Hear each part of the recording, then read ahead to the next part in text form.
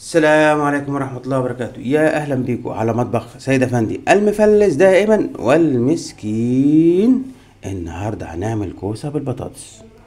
معايا التوابل بتاعتي عبارة زي ما انتم شايفين: فلفل أسمر، بابريكا، معلقة سكر، معلقة ملح، مرقة لحمة، بصلاية عليها فصين توم، حبة بطاطس متقطعة صوابع زي ما انتم شايفين، نص كيلو كوسة متقطع ومغسول، مرقة خضروات، عصير طماطم حوالي نص كيلو اهو.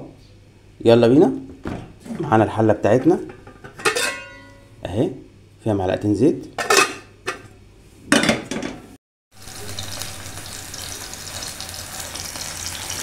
هننزل زي ما انتم شايفين بالبصلة والتومة.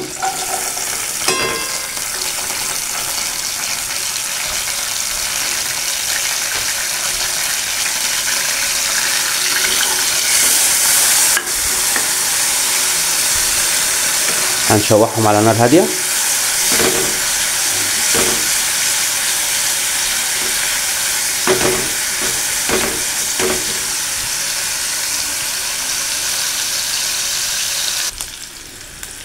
هننزل بالطماطم بعد ما اتشوحت، ناخد الطشة الأولانية.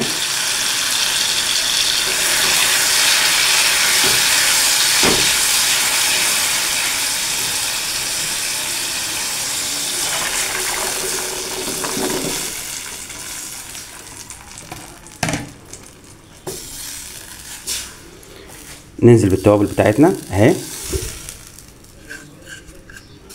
ونقلب ونسيبها تتسبك على نار هاديه.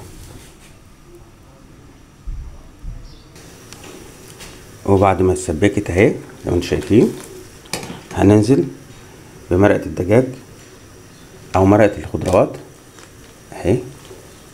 كفايه علينا نص كيس. تمام. ننزل بالبطاطس وننزل بالكوسه بتاعتنا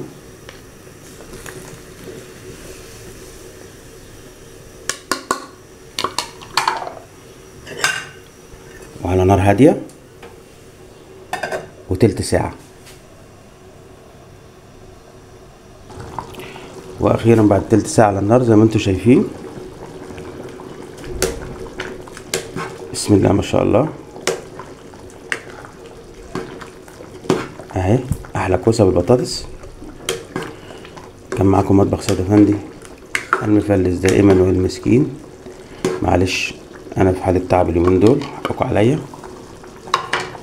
هنطفي عليها ونغطيها وشكرا.